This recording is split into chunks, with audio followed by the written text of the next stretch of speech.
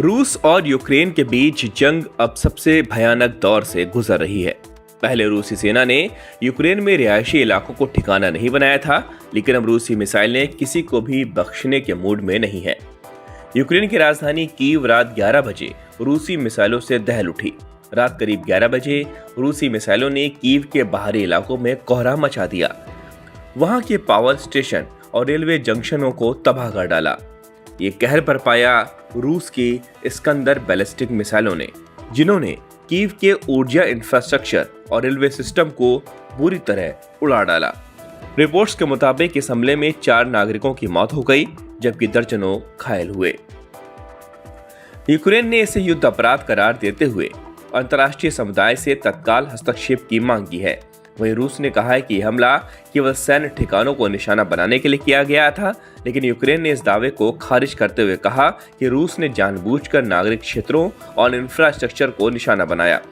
Ukraine ने इस बात के सबूत भी पेश किए हैं कि मिसाइलें और ड्रोन हमले रिहायशी इलाकों, बिजली संयंत्रों और जरूरी सुविधाओं पर हुए हैं। यूक्रेन पर यह हमला इस्कंदर मिसाइलों से किया गया, जो कि 500 किलोमीटर की रेंज रखती हैं। रूसी इस्कंदर मिसाइलें 700 किलोग्राम तक का विस्फोटक ले जाकर तबाही मचा सकती हैं। इन मिसाइलों ने ही कीव शहर के बिजली ग्रिड को चरमरा दिया।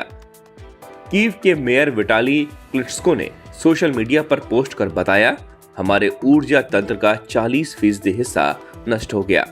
हजारों घरों में बिजली गुल है और अस्पतालों को जनरेटर पर निर्भर होना पड़ रहा।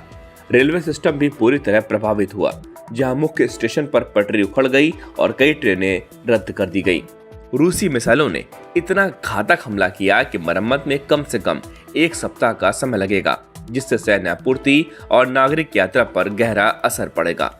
इस हमले के बाद संयुक्त राष्ट्र ने दोनों देशों से संयम बरतने की अपील की है। संयुक्त राष्ट्र का कहना है कि किसी भी संघर्ष में नागरिकों और नागरिक संपत्तियों को नुकसान पहुंचना अंतर्राष्ट्रीय कानूनों के खिलाफ है। वहीं विशेषज्ञों के अनुसार यह हमला रूस की एक बड़ी रणनीति का हिस्सा है। हर साल सर्दियों के मौसम में रूस कोशिश करता है कि यूक्रेन की ऊर्जा व्यवस्था को कमजोर कर दे, ताकि लोगों को बिजली और हीटिंग जैसी सुविधाओं में दिक्कत हो। इसका असर ये होता है कि आम नागरिकों के लिए सर्दियां बेहद मुश्किल बन जाती हैं। जानकारों का कहना है कि इस बार भी रूस का मकसद यूक्रेन की ठंड को और कठिन बनाना है, जिससे जनता में असंतोष बढ़े और यूक्रेनी सरकार पर दबाव बने। पिछले महीने में भी इसी तरह के हमले हुए थे, जिनमें दर्जनों लोगों की मौत हो गई थी और कई शहरों में बिजली सप्लाई बाधित हो गई थी। कई इलाकों में घंटों तक अंधेरा रहा और जरूरी सेवाएं ठप पड़ गई। ये दिखाता है कि रूस अब केवल सैन्य मोर्चे पर नहीं, बल्कि यूक्रेन की आर्थिक और ऊर्जा स्थिरता पर भी हमला कर रहा है। इस हमले के असर अब अंतर्राष्ट्रीय स्तर पर भी महसूस किए जा रहे हैं। ऊर्जा बाजार में अचानक हलचल बढ़ गई। यूरोपीय देशों को डर है कि अगर युद्ध इसी तरह बढ़ता रहा तो गैस और तेल की सप्लाई एक बार फिर बाधित हो सकती है। इसी वजह से यूरोपीय संघ ने एक आपात बैठक बुलाई है, जिसमें आगे की रणनीति पर चर्चा की जाएगी। यूरोप पहले से ही रूसी तेल और गैस पर अपनी निर्भरता घटाने की कोशिश कर रहा है, लेकिन इस तरह के हमले उसके ऊर्जा संकट को और गहरा सकते हैं। कुल मिलाकर यह हमला सिर्फ एक युद्धक कार्रवाई नहीं, बल्कि राजनीतिक और आर्थिक दबाव का हिस्सा भी है। रूस ये दिखाना चाहता है कि उसके पास अब भी ताकत और नियंत्रण है, जबकि यूक्रेन अंतर्राष्ट्रीय समर्थन के सहारे अपने नागरिकों की सुरक्षा की कोशिश कर रहा। आने वाले दिनों में ये देखा जाएगा कि ये घटना युद्ध को और कितना बढ़ाती है और क्या इसके बाद कोई कूटनीतिक रास्ता निकल पाएगा।